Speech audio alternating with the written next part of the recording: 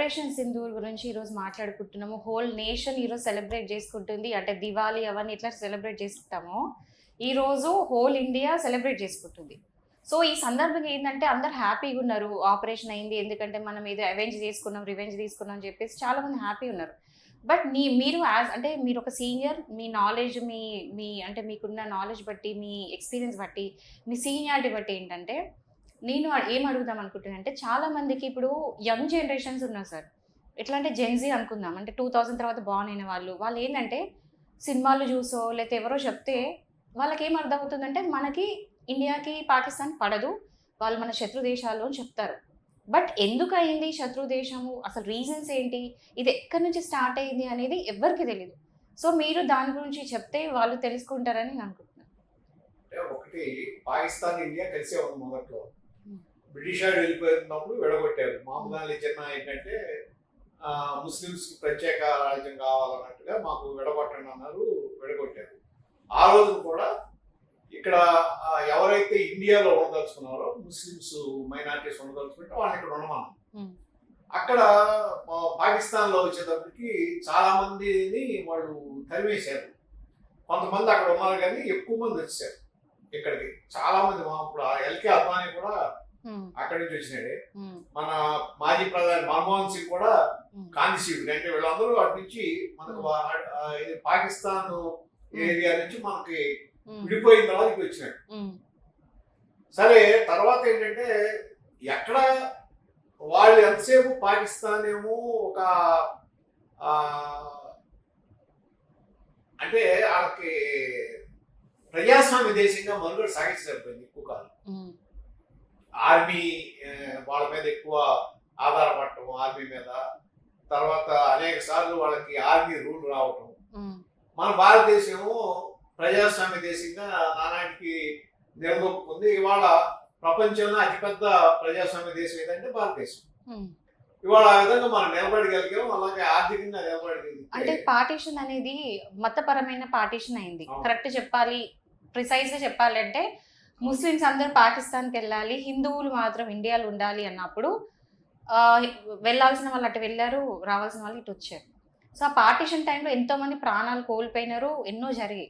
So ఈ టైంలో నుంచి ఈ ఎనిమిటీ, ఈ శత్రుత్వం అనేది స్టార్ట్ అయిందంటారా? అసలు శత్రుత్వం రావాల్సిన పని లేదు. యాక్చువల్గా పాకిస్తాన్ ఏంటంటే జమ్మూ కాశ్మీర్ వచ్చేటప్పటికి ఆ రోజు జమ్మూ కాశ్మీర్ రాజు ఇండియాలో కలవటానికి ఇష్టపడ్డాడు. ఇండియాలో కలుస్తాను. దాని ప్రకారం జమ్మూ కాశ్మీర్ మనకు వచ్చింది. పాకిస్తాన్ ఏంటంటే వాళ్ళు మొదటి నుంచి కొద్దిగా వాళ్ళు ఏదో ఒక ఎక్కడి నుంచో వచ్చామన్న ఫీలింగ్ ఆ నాయకత్వానికి, పాకిస్తాన్ నాయకులకి. వాళ్ళు ఏం చేశారంటే ఒక మామూలు ఆటవికుల ముసుగులో లేకపోతే అట్లా తీసుకొచ్చి పిఓకేని ఆక్యుపై చేసుకున్నారు. ఇవాళ కాశ్మీర్ లో కొంత మనకి వాళ్ళకి మధ్యలో ఘర్షణలో మొదలైంది. పిఓకే ఎప్పుడైతే ఆక్యుపై చేసుకున్నారో అప్పటి నుంచి మొదలైంది.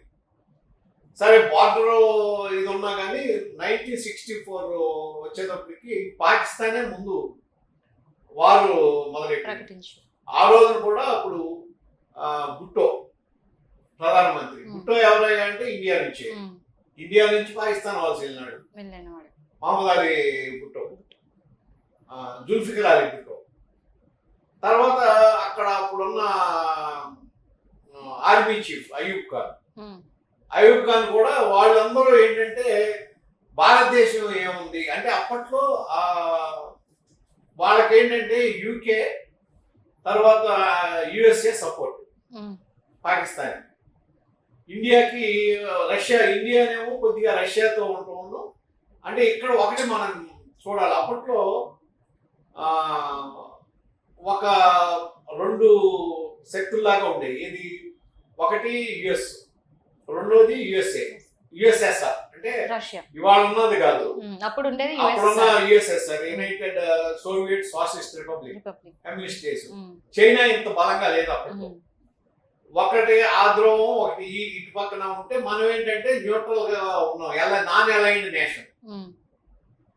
మన భారతదేశం ఏంటంటే నాన్ అలైన్డ్ నేషన్ గా ఉంటే అప్పట్లో జవహర్లాల్ నెహ్రూ, తర్వాత గమాల్ అబ్దుల్ నాసర్ ఈజిప్ట్, వీళ్ళందరూ ఒక దీని కింద ఉండి నాన్ అలైన్ నేషన్, అటు కమ్యూనిస్ట్ కంట్రీగాను ఉన్నాం, ఇటు క్యాపిటలిస్ట్ ద్రోహంగానే ఇట్లా కాకుండా మనం న్యూట్రల్ గా ఉన్నాం అనే ఉద్దేశంతో ఉంటే, పాకిస్తాన్ ఏంటంటే వాళ్ళకి అనుకూలం, అప్పట్లో యుఎస్ అనుకూలం, అమెరికా సైడ్ ఉండేది.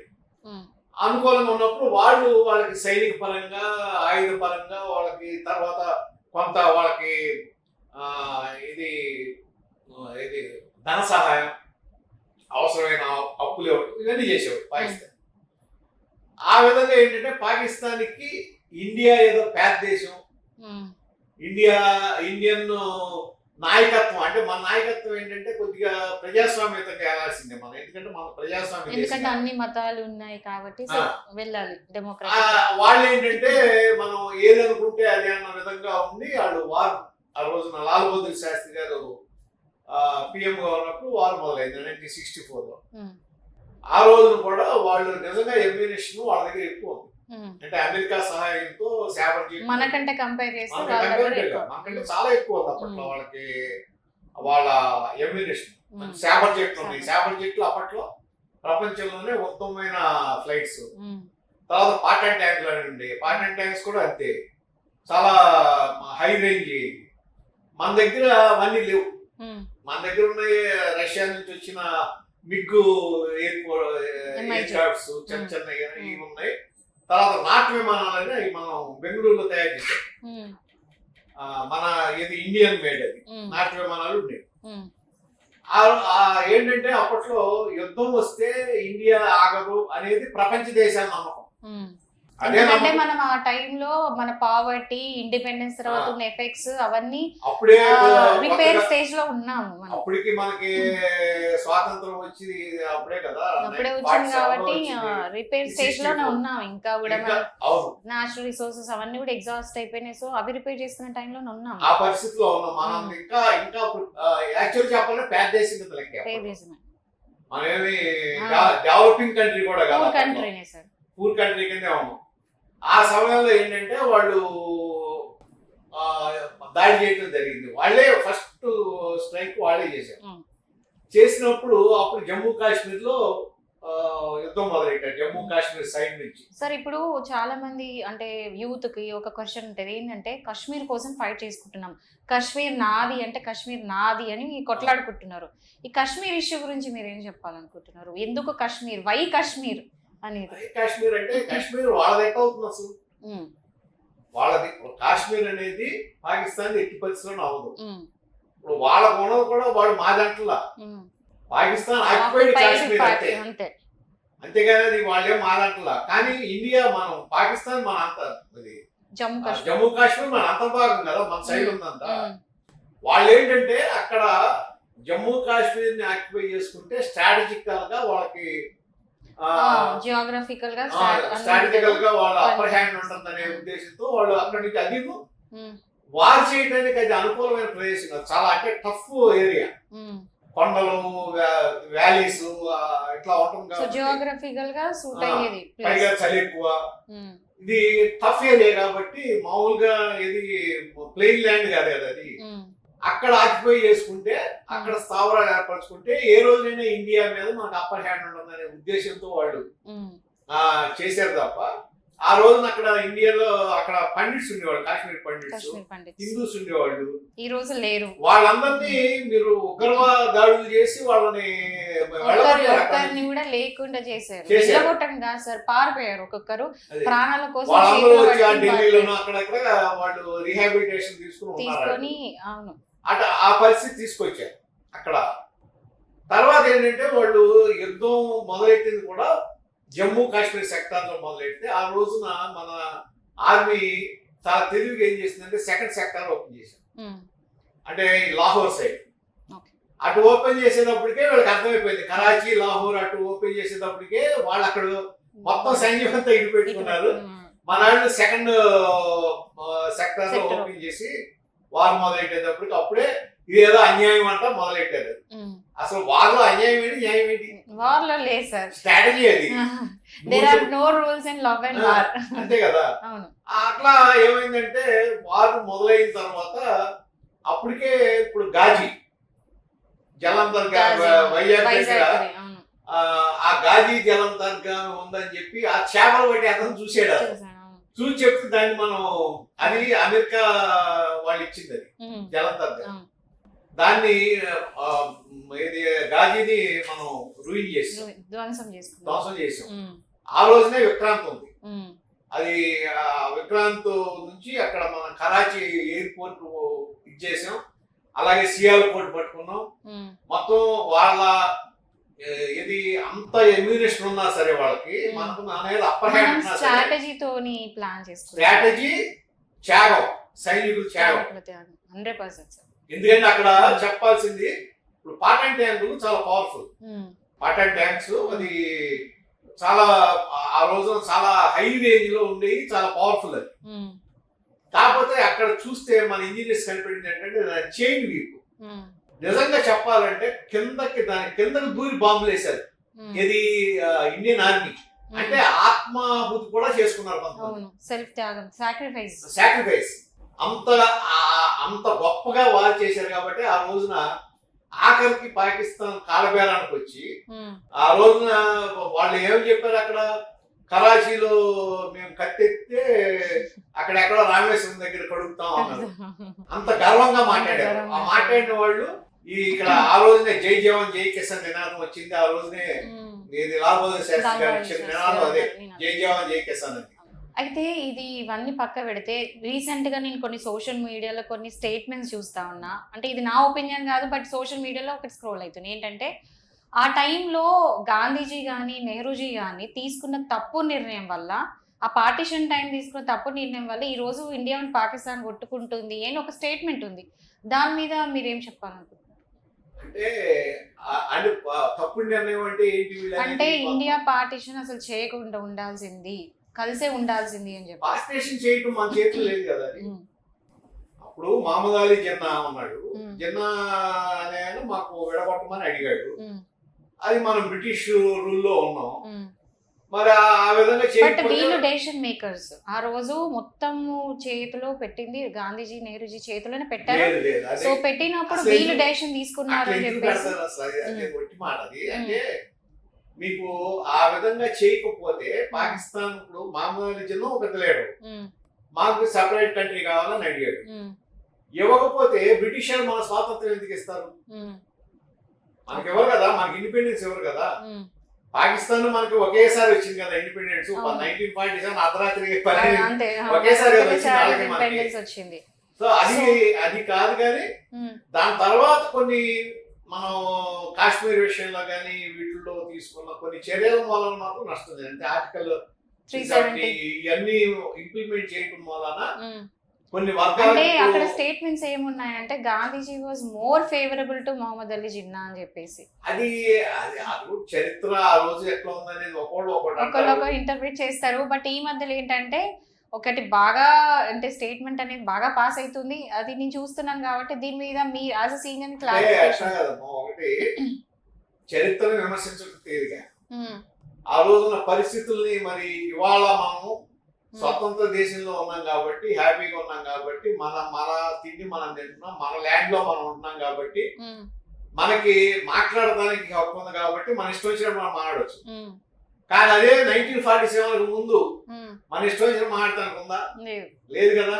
మరి ఆ భగత్ సింగ్, సుభాష్ చంద్రబోస్ వీళ్ళందరూ ఎంతమంది త్యాగాలు చేసి ఎంతమంది ఆత్మాహుతి జరిగితే స్వాతంత్రం వచ్చింది.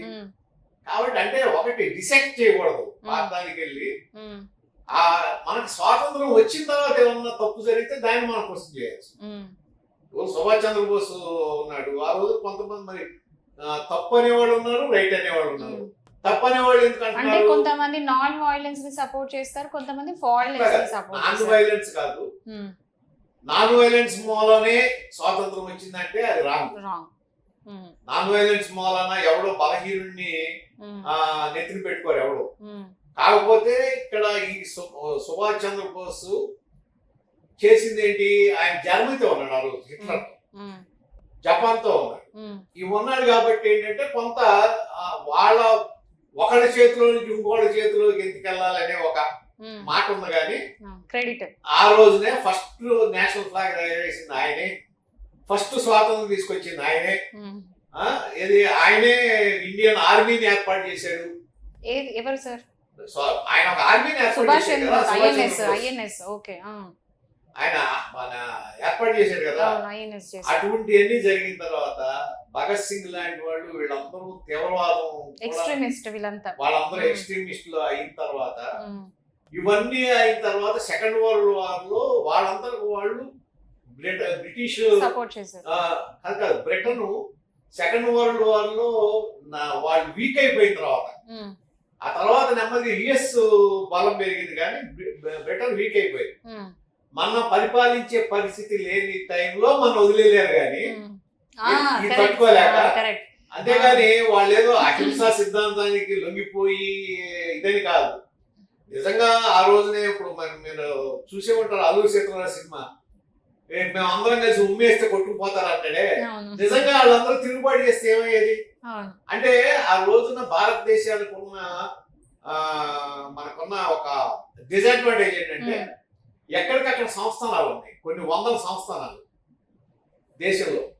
ఆ సంస్థానాలు తీసుకు ఒకళ్ళకొకళ్ళ పడదు కాబట్టి వాళ్ళు ఎవడైతే బలవంతుడు, ఇప్పుడు నిజాం ఉన్నాడు, నిజామాబాద్ కూడా కప్పం కట్టినాడేగా ఎవరికి, బ్రిటిష్ వాళ్ళకి. వీళ్ళందరూ ఒకరితో వాళ్ళ పడక వీళ్ళు తీసుకెళ్లి ఇంటర్నల్ గా వీళ్ళ మధ్యలో కొట్లాటలే ఎక్కువైపోయినాయి. డివైడ్ అండ్ రూల్ పాలసీ అప్పుడే వచ్చింది కదా. Divide and rule policy British వాళ్ళు చేయబట్టి ఆ విధంగా ఆ రోజు జరిగింది. అది వాళ్ళ తర్వాత ఏమైంది, ఇండియా అనేది మొత్తం ఇవన్నీ పోయి సంస్థానాలు ఇవన్నీ పోయి ఒక పెద్ద దేశంగా ఒక దీని కింద ఆవిర్భవించింది 1947 తర్వాత.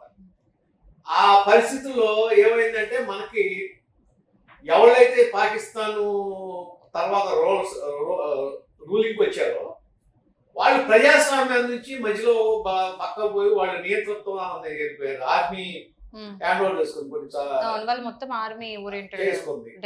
అడ్మినిస్ట్రేషన్. అట్లాగా 1964 వారు ఘోరంగా వాళ్ళు ఓడిపోయారు. ఆ తర్వాత సరే లాల్ బహదూర్ శాస్త్రి గారు తాష్కెంట్ ఒప్పందంలోకి వెళ్ళారు. ఒప్పందం అయిపోయిన తర్వాత అక్కడే సంతకం పెట్టి అక్కడే పాపం ఆయన చనిపోతుంది. సార్, ఈ రోజు ఆపరేషన్ సింధూర్ గురించి మాట్లాడితే 1964లో, 1971లో, 1999లో 3 వార్స్ అయినాయి ముందు కూడా. సో 71లో 64 పక్క పెడితే మనకి ఒప్పందాలు అయినాక 71 ఆ టైంలో మన క్లెయిమ్ ఏంటంటే, ఇండియన్స్ ఏమంటారంటే వార్ మేము గెలిచాము కాబట్టి అగ్రిమెంట్కి వచ్చినాము అంటారు. ఓకే, బట్ పాకిస్తాన్లో వాళ్ళు ఏం చెప్పుకుంటారంటే ఇలాంటిది ఏం జరగలేదు, మేము గెలిచాము యుద్ధంలో అని చెప్పి వాళ్ళు చెప్పుకుంటారు. సో సేమ్ అట్లనే అదే ఈ రోజు కూడా 71 వార్లో ఒక సామెత ఉంది కదా, కింద పడిన మాలింగ్ 71 వార్లో వాళ్ళు అప్పటికి ఏముంది, వెస్ట్ పాకిస్తాన్ ఈస్ట్ పాకిస్తాన్ ఒక ఫోటో కూడా ఉంటది అగ్రిమెంట్ చేసుకుంటున్నారు. అప్పుడు 71 బిఫోర్ వెస్ట్ పాకిస్తాన్, పాకిస్తాన్ అంటే ఏంటి, వెస్ట్ ఈస్ట్ కలిపి పాకిస్తాన్. ఆ వెస్ట్ పాకిస్తాన్, ఇది ఈస్ట్ పాకిస్తాన్. ఇండియాకి ఒక పక్కన అది ఉండేది, ఒక పక్క ఇది ఉండేది, ఆ రెండు కలిపి పాకిస్తాన్. మరి ఆ వార్లో వెస్ట్ ఈస్ట్ పాకిస్తాన్ మొత్తం విడిపోయి బంగ్లాదేశ్ కింద వచ్చింది. బంగ్లాదేశ్ అవతరణ అప్పుడే కదా, ఆ వార్లోనే కదా. మరి అదే బంగ్లాదేశ్ అవతరణ అయిన తర్వాత అక్కడ పాకిస్తాన్ ఆర్మీ ఉంది, 93,000 మంది పాకిస్తాన్ ఆర్మీ. అప్పుడు ఇండియన్ అక్కడ ఉన్న జనరల్ జగదీష్ సింగ్ అరోరా, మన Indian army chief Manek Shah. ఆ రోజు ఈ ఇందిరాగాంధీ హయాం ఉండింది. మానేక్ షా ఉన్న టైంలో ఇందిరాగాంధీ గారు ఉన్నారు, ప్రైమ్ మినిస్టర్ ఇందిరాగాంధీ. ఆ టైంలో ఏమైంది, మీరు ఆయుధాలు వదిలేసి లొంగితే మేము మొత్తం ఇండియన్ ఆర్మీ చుట్టుముట్టేసి ఉంది, మీరు ఆయుధాలు వదిలేసి లొంగితే క్షమాభిక్ష పెడతాం, లేకపోతే మేము వార్ చేస్తాం, మేము ఒక్కళ్ళు కూడా బతకరని చెప్పి ఆ రోజు మన వాళ్ళు హెలికాప్టర్ లో నుంచి, ఫ్లైట్ లో నుంచి వాళ్ళకి ఫుడ్ ఇది పంపించారు. ఇది మెసేజ్, అదే కరపత్రాలు. ఫుడ్ కూడా అది కూడా మనమే ఇచ్చామంట కదా, అది కూడా మనమే పైనుంచి ఫ్లైట్స్ లో నుంచి. అది జరిగిన తర్వాత వాళ్ళు ఏంటంటే అప్పుడు ఆలోచించారు 93,000 మంది టెర్మినేషన్ లొంగిపోయారు. సో ఈ రోజు కూడా కొంతమంది పాకిస్తానీ అదే నేను అంటున్నాను, ఆ లొంగిపోయిన దాన్ని 93,000 మంది లొంగిపోయి టెర్మినేషన్ దాన్ని గెలిపెట్టంటారు. వాళ్ళు గెలుపని చెప్పుకుంటారు. అదే కదా గెలుపంటే వాళ్ళు problem. మర్చిపోయినట్లు లెక్క, మైండ్ లేనట్లు లెక్క. అదే కదా సార్, వాళ్ళు 71 వార్ లో మేము గెలిచాము. ఇప్పుడు పాకిస్తాన్ స్టోరీ హిస్టరీ ఇంతే ఉంటుంది సార్. 71 వార్ లో మేము గెలిచాం, సేమ్ అదే రిపీట్ ఇవ్వాలి అవుతుంది. ఈ రోజు చాలా మంది వచ్చేసి అట్లాంటిది ఏం జరగలేదు. ఈవెన్ యూరియా అటాక్ అయినప్పుడు కూడా అసలు అట్లాంటి సర్జికల్ స్ట్రైక్ ఏమీ కాలేదని చెప్పేసి పాకిస్తాన్ ముందుకు వచ్చి వరల్డ్ అందరి ముందర కూడా ఓపెన్ స్టేట్మెంట్ ఇచ్చింది, ఇది ఫేక్ న్యూస్ అని చెప్పేసి. సో ఆ సర్జికల్ స్ట్రైక్ నిజంగా అయిందంటారా, కాలేదు అంటారా? సర్జికల్ స్ట్రైక్ అయింది కదా, అదే కాదు కదా. ఇప్పుడు మీరు కార్గిల్ వార్ తీసుకోండి, కార్గిల్ వార్ కూడా అంతే కదా. 1999 వాళ్ళ కార్గిల్ లో కూడా పాకిస్తానే దాన్ని మొదలెట్టింది, పాకిస్తాన్ గెలిచింది మనం. గెలిచింది సో మనం. చాలా మందికి యూత్ కి తెలియదు ఏంటంటే మనం 3 వార్లు వాళ్ళకి మనకి కూడా 3 మనం మనం గెలిచాము, ఇది తెలియదు. సో ఈ జనరేషన్ కి ఏంటంటే హిస్టరీ అనేది ఎలా అంటే బుక్స్ లో చదవరు, మీలాంటి పెద్దవాళ్ళు చెప్తే వాళ్ళకి నాలెడ్జ్ ఇచ్చినట్టయితే అని చెప్పి నేను క్లారిఫై చేసుకుంటూ అడుగుతా ఉన్నాను. సో ఇది అయితే ఇప్పుడు పాకిస్తాన్కు ఇండియాకి ఉన్న శత్రుత్వము మీ దృష్టిలో ఈజ్ ఇట్ పొలిటికల్, మతపరమైందా? నిజం చెప్పాలంటే వాళ్ళు పాకిస్తాన్ నాయకత్వం బలహీన నాయకత్వం. అంటే పొలిటికల్ గా వాళ్ళు ఎంతసేపు దాన్ని దేని మీద ఆధారపడ్డారంటే వాళ్ళు ఇండియాని బూచిగా చూపించి వాళ్ళ రాజకీయ లబ్ధి పొందాలి ప్రజల మీద. వేరే ఎవరైనా యూజ్ చేసుకుంటున్నారా పాకిస్తాన్ ని ఒక బొమ్మలాగా, ఒక టాయ్ పప్పెట్ లాగా? పాకిస్తాన్ అట్లా కాదు. మీరు ఏ దేశమైనా సరే ఉగ్రవాదులు నా దేశంలో పెట్టుకోదు. పాకిస్తాన్ ఆధారపడి ఉంది వాళ్ళ ఈ రోజు మొత్తం ఇదే దీని మీదనే ఉంది. ఉగ్రవాదం, వేరే కంట్రీస్ దానికి ఉగ్రవాదం లేకపోతే అక్కడ ఏది మాదక ద్రవ్యాలు, వీటి మీద పాకిస్తాన్ ఆర్థిక వ్యవస్థ ఆధారపడి ఉంది. ఎందుకంటే వాళ్ళు పంజాబ్ త్రూ డ్రగ్స్ అనేది ఎక్స్పోర్ట్ చేస్తున్నారు, పంజాబ్ యూత్ మొత్తం నాశనం అయిపోయింది. ఇది డైరెక్ట్ వార్ కాదు సార్, ఇది ఇండైరెక్ట్ వార్. ఎందుకంటే పంజాబ్ నుంచి బార్డర్లకు ఎంటర్ అయిపోయి అక్కడ ఉన్న యూత్ ని మొత్తం కరప్ట్ చేసి డ్రగ్ అడిక్ట్ చేసేసి వాళ్ళని ఎందుకు పనికిరారు చేస్తున్నారు. పంజాబ్ అనేది ఏంటంటే మన కంట్రీలోనే richest state because of agriculture అనుకోండి, దేనికని కానీ. మళ్ళీ ప్రతి ఇంట్లో నుంచి కూడా ఒక ఆర్మీ మెన్ వస్తారు, అది వాళ్ళ ఇది ఏమంటారు ఒక బ్లడ్ లో ఉండింది. సో వాళ్ళందరినీ కరప్ట్ చేస్తున్నారు. అంటే వార్ అనేది డైరెక్ట్ కూడా కాదు, ఇండైరెక్ట్ కూడా చేస్తున్నారు. సో ఇవన్నీ కూడా పాకిస్తాన్ చేస్తుంది. సో నేనేమంటున్నా అంటే మతపరమైందేమో అని చెప్పి నాకు అనిపిస్తుంది. మతపరంగా చూపిస్తారు వాళ్ళు అంతే. ఎందుకంటే ఇప్పుడు ఇది ఏదైతే పహల్గామ్ అటాక్ అయిందో సార్, అక్కడ ఏంటంటే basically they didn't ask any question. ఒకటే అడిగినారు, మీరు హిందూస్ అని అడిగారు, సారీ మీరు ముస్లిమ్స్ అని అడిగారు, కాదు అనే కానీ చంపేసుకుంటే వెళ్తున్నారు. సో మతంని హైలైట్ చేస్తున్నప్పుడు మరి ఇక్కడ మతం అనేది ఒక రీజనా, కాజా ఇవన్నిటికీ? మతాన్ని హైలైట్ చేయటం అంటే ఇప్పుడు మనం ఆలోచిస్తే అడిగిన వాళ్ళు ఎవరు? పాకిస్తాన్ అని కాదుగా, అక్కడ వాళ్ళు ఉగ్రవాదం టెర్రరిస్టులు వాళ్ళు అడిగారు. అంటే వాళ్ళకి ఏం కావాలి? మతపరంగానే చంపామనేది ప్రపంచానికి తెలియాలి. ఎందుకంటే తెలిస్తేనే వాళ్ళకి మిగిలిన కంట్రీస్ నుంచి, ఇప్పుడు మిగిలిన ముస్లిం కంట్రీస్ లేకపోతే ఇరాన్ లాంటి దేశాలు, ఇరాన్ ఉంది కదా ఇవాళ ఇస్లామిస్ట్ కంట్రీ, అటువంటి దేశాల నుంచి ఏమైనా సపోర్ట్ వస్తుందేమో అనే ఆలోచన. ఎందుకంటే వాళ్ళు ఏదైనా అటాక్ చేసేటప్పుడు ఏమంటే వాళ్ళు స్లోగన్స్ చదువుతారు, వాళ్ళ మతానికి సంబంధించిన స్లోగన్స్ హైలైట్ చేసుకుంటా వాళ్ళకి వాళ్ళు సెల్ఫ్ బ్లాస్ట్ చేసుకున్న వాళ్ళు ఉన్నారు. ఇలాంటివి జరిగినాయి. ఎందుకంటే ముంబై బ్లాస్ట్ ఆ టైంలో కూడా వాళ్ళు ఎవ్వరు కూడా పాకిస్తాన్ని జై పాకిస్తాన్ అలాంటివి అనరు, వాళ్ళు హైలైట్ చేసేది వాళ్ళ మతంని.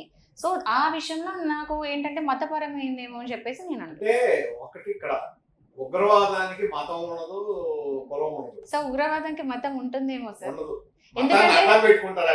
ఎందుకంటే ఉగ్రవాదుల్లో మోస్ట్లీ ఎవరు ఉంటారు సార్? అట్లా అని కాదమ్మా. ఇప్పుడు ఎవరు పోషిస్తున్నారు, ఏం చూపించేస్తున్నారు అంటే మిగిలిన వాటిలో కూడా ఉంటారు కొంతమంది. కానీ ఇవాళ ఉన్న ఇది మైనారిటీస్ ని వాళ్ళని ఎవరినో సెలెక్ట్ చేసుకుని తప్పుదోవ పట్టించి ఈ విధంగా చేస్తున్నారు. కానీ ఒకవేళ అదే జరిగితే ఇప్పుడు సరే మీరు ముస్లిమ్స్ హిందూస్ గొడవ అయితే ఇక్కడ చేసాము అనుకున్నాం, మరి ఇండియా మీద వచ్చింది. మరి 24 అక్కడ అమెరికా మీద దాడి ఎందుకు జరిగింది? లాడెన్ ఎందుకు చేశాడు? వాళ్ళు క్రిస్టియన్స్ కదా, వాళ్ళు క్రిస్టియన్స్ కదా, హిందూస్ కాదు కదా. మరి అక్కడ ఎందుకు దాడి జరిగింది? బ్రిటన్ లో ఎందుకు జరుగుతున్నాయి, అట్లాగే ఫ్రాన్స్ లో ఎందుకు జరుగుతున్నాయి? ఇప్పుడు ఫ్రాన్స్ లో కూడా. అందుకే సార్ నా క్వశ్చన్ ఏంటంటే మతపరమైందా జియోగ్రఫికల్ అయిందా, పొలిటికల్ అయిందా, ఎవరన్నా ఉసిగొల్పి పంపిస్తున్నారా వీళ్ళని పప్పెట్స్ లా యూజ్ చేసుకుని? అంటే వాళ్ళకి కావాల్సిన ఇంపార్టెన్స్ కోసం లేకపోతే వాళ్ళ దీనికోసం ఇటువంటి పిచ్చి పనులు చేసే ఉగ్రవాదులు ఉన్నారు కదా, వాళ్ళు నేను ఎందుకు అంటున్నానంటే యుఎస్, యూకే, అట్లాగే ఫ్రాన్స్ అని ఎందుకంటానంటే అన్ని చోట్ల చేస్తున్నారు వీళ్ళు, ఒక చోట కాదు, అన్ని చోట్ల చేస్తున్నారు. ఈవెన్ ముస్లిం కంట్రీస్ లో కూడా చేస్తున్నారుగా. ముస్లిం కంట్రీస్ కూడా చేస్తారు. అందుకని ఇప్పుడు ఏంటంటే all Muslims are not terrorist, but all the terrorist are Muslims. ఇది ఒక స్టేట్మెంట్ ఉంది. So all terrorist are definitely Muslims. Okay, బాంబేలో దాడి జరిగింది కదా, ముంబై అటాక్. హెడ్లీ ఎవరు? క్రిస్టియన్. మరి అతను ఉన్నాడు దాంట్లో. బట్ అక్కడ వచ్చిన అట్లా ఆ విధంగా ఎప్పుడు కూడా జనరలైజ్ చేయదు. ఓకే, ఎందుకంటే మతాన్ని జనరలైజ్ చేయదు. చాలా మంది మంచి గొప్ప పడరు. మనకు ఇప్పుడు అబ్దుల్ కలాం, ఇండియన్ ముస్లిం అబ్దుల్ కలాం, ఆయన ఐకాన్ కదా, ఆయన పేరే మిసైల్.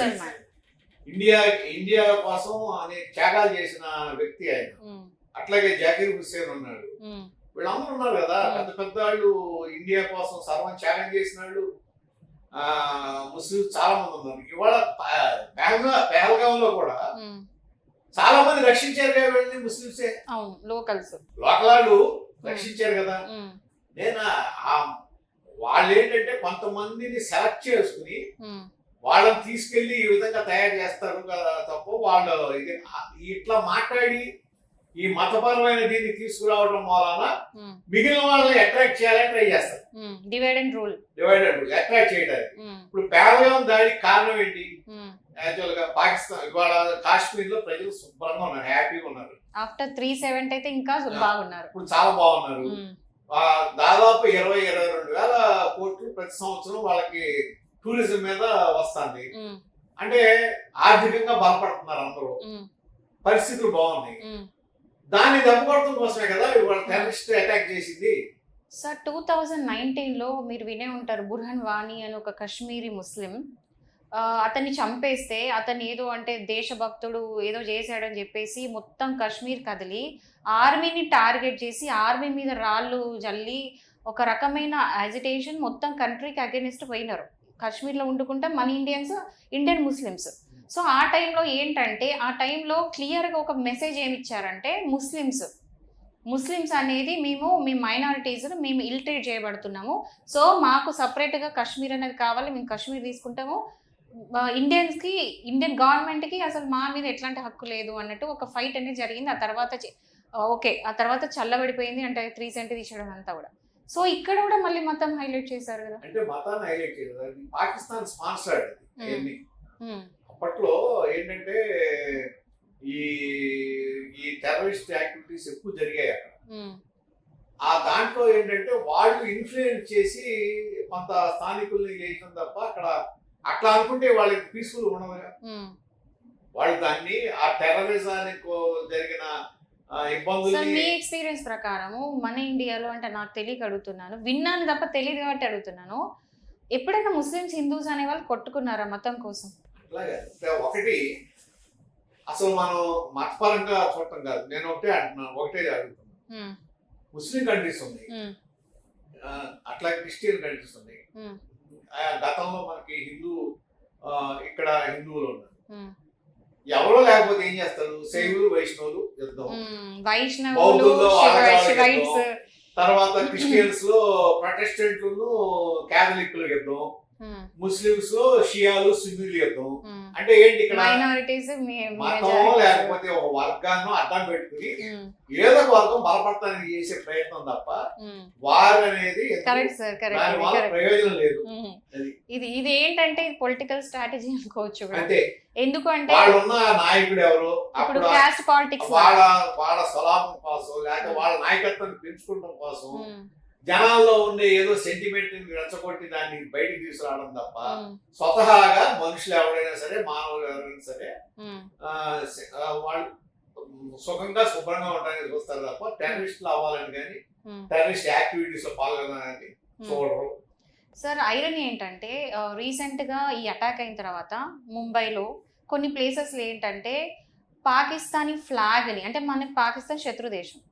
సో ఈ పెహల్గామ్ అటాక్ అయిన తర్వాత చాలా మంది కోపంతో అక్కడ ఏం చేసిండ్రంటే మామూలుగా స్ట్రీట్స్ మీద పాకిస్తాన్ ఫ్లాగ్ని కింద పడేసి కాళ్ళతో తొక్కడం అలాంటి చేస్తే ఇండియాలో ఉన్న ముస్లిమ్స్, ఓన్లీ ముస్లిమ్స్ వచ్చి ఈ హిందువులు ఎవరైతే ఉన్నారో వాళ్ళందరినీ కూడా కొట్టారు ఇప్పుడు రీసెంట్ గా ఆఫ్టర్ దిస్ అటాక్. లేదు ఇది వీడియో క్లియర్ ఉంది సార్, అయ్యని నమ్మద్దు. వీడియో చూసాను సార్ నేను. ఈ వీడియోస్ కూడా ఇవాళ ఉమ్, మతపరంగా ఏదంటే కొన్ని రెచ్చగొట్టే వీడియోలు వస్తున్నాయి ఉమ్, ఇవాళ. అందుకనే మీకు మన సెంట్రల్ గవర్నమెంట్ కూడా ఇచ్చింది ఉమ్, వీడియోస్ ఇటువంటి ఏ పడితే నమ్మొద్దు అని ఇవాళ ఉమ్. ఈ స్ట్రైక్ తర్వాత. ఉమ్. ఇవన్నీ అసలు వాటి మీద మీరు బేస్ అవ్వద్దు. అసలు ఏది సోషల్ మీడియాలో వచ్చేది ఎందుకంటే ఇప్పుడు సోషల్ యంగ్స్టర్స్, మీడియాలో వచ్చేది 90% అబద్ధం. అదే సార్, యంగ్స్టర్స్ ఎట్లుంటారంటే హాట్ బ్లడ్, అంటే ఏదన్నా చూసిండ్రు అనుకోండి ఇది నిజము అనుకో నమ్ముతూ ఉంటారు. సో ఇలాంటి వీడియోస్ ఏమైనా చూసి పక్కకున్న వాళ్ళని హామ్ అటువంటి జరగబట్టే కదా యూకే లో ఇప్పుడు ఉమ్. లండన్ లో ఇటువంటి వీడియో సర్క్యులేట్ చేసే కదా మా చర్చిల మీద దాడి చేశారు. సో యూత్, దీని మీద కదా చూస్తే ఏమైంది, ఫేక్ వీడియో అది. సో యూత్ అనే వాళ్ళు ఎట్లుండాలి అంటే సార్ చెప్పిన ప్రకారము ముస్లిమ్సా హిందూసా అని కాకుండా ఇక్కడ జరిగిన ఇన్సిడెంట్ ఏంటంటే ఇండియా అండ్ పాకిస్తాన్, ఇంకా క్లియర్గా చెప్పాలంటే ఇండియా పాకిస్తాన్ ఉండదు కాదు, ఎందుకంటే గవర్నమెంట్ ఏం క్లియర్గా చెప్పిందంటే ఇది ఇండియా పాకిస్తాన్ ఒకటి కాదు, పాకిస్తాన్లో దాగి ఉన్న టెర్రరిస్టుల మీద అటాక్ చేసినాం, మేము పాకిస్తాన్ మీద అటాక్ చేయలేదు, పాకిస్తాన్లో దాక్కున్న టెర్రరిస్ట్ మీద చేసినాం, అండ్ అక్కడ ఎక్కడ కూడా సివిలియన్స్ హర్ట్ కాలేదు. అంటే అంత స్ట్రాటజికల్గా వాళ్ళు ప్లాన్ చేసినారు, అక్కడ ఎవరు హర్ట్ కాలేదు, దాని ప్రూఫ్స్ కూడా చూపిస్తున్నారు. సో ఇవన్నీ పక్క పెడితే రేపు ఇంటర్నేషనల్ కోర్టుకి వాళ్ళు వెళ్ళి ఇలాంటి జరిగిన అన్యాయం చెప్పేసి వాళ్ళు వెళ్తారు అని చెప్పేసి చాలా మంది స్పెక్టేట్ చేస్తున్నారు. స్పెక్టేట్ చేస్తున్నారు. వెళ్తారు అనుకోండి, అక్కడ చనిపోయిన వాళ్ళు ఎవరు ఆల్రెడీ అక్కడ ఏది ఇప్పుడు లష్కరే తోబియా చీఫ్ ఉన్నాడు కదా హఫీజ్ సయీద్, అతను చనిపోయాడు. అట్లాగే జైషే మహమ్మద్ అజర్ మసూద్ సంబంధించిన కుటుంబ సభ్యులను అతను అనుచరులు చనిపోయారు. దాదాపు 100 మంది పైన ఉగ్రవాదులు చనిపోయారు. వాళ్ళందరినీ ఐడెంటిఫై చేస్తారు. మా మీద దాడి చేశారని చెప్పి ఏ మొహం పెట్టుకుని వీళ్ళు ఇంటర్నేషనల్ కోర్టుకి వెళ్తారు. ఓకే, ఇప్పుడు హ్యూమన్ రైట్స్ ఇవన్నీ కూడా ఇప్పుడు నెక్స్ట్ ఏంటంటే human rights, terrorist human rights, ఇవి సార్ హ్యూమన్ రైట్స్ లేదు. అందులో ఎవరైతే చనిపోయారో వాళ్ళు ఇంటర్నేషనల్ ఉగ్రవాదుల కింద వాళ్ళని లిస్ట్ లో పెట్టారు. Sir we'll never know Pakistan ఎంత ఫౌల్ ప్లే చేస్తుంది అంటే మీకు తెలుసు నాకు తెలుసు, అది అంటే చాలా చీప్ ప్లేస్ ఉంటాయి. సో రేపు పొద్దున వచ్చి యుఎన్ అంటే స్పెక్టేట్ చేసి చెప్తున్నారు కాబట్టి రేపు ఫర్దర్ ఏంటనేది మనం నెక్స్ట్ ఇంటర్వ్యూలో ఖచ్చితంగా మాట్లాడదాము. ఆల్రెడీ ఆ స్ట్రైక్ మొత్తం మనాడు వీడియో తీసుకుంటారు, ఎవరు చనిపోయారో ఆ వీడియోలు కూడా వచ్చేసి కాన్ఫిడెన్షియల్ గా ఉంటాయి ఆర్మీ దగ్గర. వీళ్ళు ఏం చెప్పినా సరే అది అక్కడ వర్కౌట్ అవ్వదు. పాకిస్తాన్ చెప్తానికి అక్కడ ఏ కోర్టుకి వెళ్ళినా నిలబడదు. వాళ్ళ దగ్గర ఉగ్రవాదులు పెట్టుకుని వాళ్ళ వాళ్ళ వాళ్ళ ఆశ్రయంలో పెట్టుకుని మా కంట్రీ మీద దాడి అంటే ఎవడవుతాడు, అది నమ్మరు. సో ఈ రోజు వాళ్ళ మినిస్టర్ వచ్చి డైరెక్ట్ చెప్తున్నాడు 9 places లో అది స్ట్రైక్స్ అనేటి అయ్యింది అని చెప్పేసి వాళ్ళే వచ్చి ఒప్పుకోవడము ఫస్ట్ టైం. నేను అంటే నాకు తెలిసిన నాలెడ్జ్ ప్రకారం ఫస్ట్ టైం షాకింగ్ అసలు వాళ్ళు వచ్చి ఒప్పుకోవడం అనేది. సో బట్ ఏంటంటే వాళ్ళు టెర్రరిస్టులు కాదా అనేది వాళ్ళు ఎంతవరకు అప్రూవల్ ఇస్తారో ఫ్యూచర్లో మనకు తెలుస్తుంది. మేబీ అప్పుడు మళ్ళీ మాట్లాడుకుందాం. సో ఇవన్నీ కూడా పక్క పెడితే ఏంటంటే ఈ రోజు జరిగిన ఆపరేషన్ దీనికి Indian navy, army, air force ఈ ముగ్గురు కూడా అంటే ఈక్వల్గా పనిచేసి ఇప్పుడు అటాక్ అయినప్పటి నుంచి ఇప్పటివరకు ఈక్వల్గా పనిచేసి ఒక ప్లాన్, స్ట్రాటజీ, ఒక ఆర్గనైజ్డ్ ప్లాన్ అనేది స్ట్రాటజీ ప్లాన్ చేసి ఇది చేశారు. సో ఇందులో వీళ్ళందరికీ ప్లేస్ ఎట్లా ఉంది, ఇందులో మేబీ మోడీజీ గారు కానీ, అమిత్ షా గారు కానీ, అజయ్ దేవల్ కానీ వీళ్ళందరూ కూడా ప్రతి ఒక్కరిది పాత్ర ఉంది. సో మీరు క్రెడిట్ ఎవరికి ఇద్దాం అనుకుంటున్నారు? క్రెడిట్ దేశానికి. ఈ క్రెడిట్ భారతదేశానికి. ఇవాళ స్ట్రైక్ జరిగిన తర్వాత యావత్ భారతదేశం ప్రభుత్వం అనుమానం. ప్రతి ఒక్కళ్ళు రాహుల్ గాంధీ ఫస్ట్ ట్వీట్ చేశారు, ప్రతి సీఎం సపోర్ట్ చేస్తున్నారు ప్రభుత్వాన్ని. అందరూ వాళ్ళకి అదే భారతదేశానికి పాకిస్తాన్ ఎట్లా ఉంది, పాకిస్తాన్ లో రోడ్డు మీదకి వచ్చి యుద్ధం వద్దంటున్నారు. అక్కడ వాళ్ళు ఎగరెస్ట్ కొన్నారు, ఆర్మీలో కొంతమంది మేము జాయిన్ అవ్వమంటున్నారు. అంటే ఏంటంటే ఇక్కడ నైతిక బలం, కరెక్ట్, పాకిస్తాన్ కి నైతికంగా బలం లేదు. ఎందుకంటే నైతిక బలం ఎందుకు లేదు, వాళ్ళు స్పాన్సర్ చేసింది ఎవరు టెర్రరిజాన్ని? పాకిస్తాన్. దానివల్ల నష్టపోయింది ఎవరు? భారతదేశం. ఇవాళ దానికి వాళ్ళు కూడా నష్టపోయినారు. వాళ్ళే నష్టపోయారు. అక్కడ ఏముంటారు సార్ వాళ్ళకి? అసలు వాళ్ళ ఎకనామీ ఎట్లుంది, వాళ్ళ ఫెసిలిటీస్ ఎట్లున్నాయి?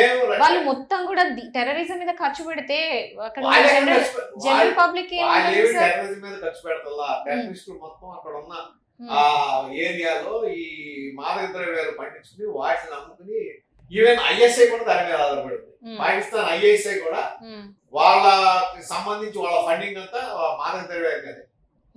అంటే వాళ్ళకు వచ్చే ఆదాయ మార్గము అనైతికమే, వాళ్ళు చేసే పనులు అనైతికమే, వాళ్ళు చేసే యుద్ధం అనైతికమే. సార్ అంతెందుకు సార్, 1999 లో కార్గిల్ వార్ అయినప్పుడు వాళ్ళ ఓన్ సోల్జర్స్ వాళ్ళు వెనక్కి తీసుకోలే. సోల్జర్స్ ఎవరైతే ఓడిపోయి వెళ్తూ ఉంటే శవాలని వాళ్ళు డిసోన్ చేసుకున్నారు, అంటే మాకు వద్దు అన్నారు. ఇప్పుడు కూడా పాకిస్తాన్ నుంచి, అంటే మా ఇండియన్లో ఉన్న పాకిస్తాన్ అందరు మీరు వెనక్కి వెళ్ళిపోండి అని చెప్పి ఎప్పుడైతే గవర్నమెంట్ ప్రకటించిందో వాళ్ళు వెనక్కి తీసుకోలేదు. అక్కడ వాఘా బార్డర్ దగ్గర అందరు ఆగిపోయి ఉన్నారు, వెళ్ళను. అంటే వాళ్ళ ఓన్ పబ్లిక్ ని వాళ్ళు వెనక్కి తీసుకోవట్లేదు. మీరు అన్నట్టు వాళ్ళకి అసలు నైతిక విలువలు కూడా లేవు అన్నట్టు. అది మెయిన్ ప్రాబ్లం అవుతుంది. వాళ్ళ నాయకత్వానికి నైతిక విలువలు లేవు. మన నాయకత్వం ప్రజాస్వామ్యంగా వెళ్తుంది, కలుపుకొని చేసే మన ఆర్మీకి నైతిక విలువలు ఉన్నాయి. మన ప్రజలు ఆ విధంగానే రియాక్ట్ అవుతున్నారు. కాబట్టి ఇక్కడ ఏ విధంగా చూసుకున్నా వారు వచ్చినా మనదే విజయం, నైతికంగా చూసినా మనదే విజయం, ఆర్థికంగా చూసినా మనమే అప్పర్ హ్యాండ్ లో ఉంటాం, అలాగే దౌత్యపరంగా చూసినా మనదే విజయం. ఇది ఒక ప్రభుత్వం సైన్యం కలిపి సాధించిన విజయం. దానికి అనుకూల అండదండగా ఉంది ప్రజలు.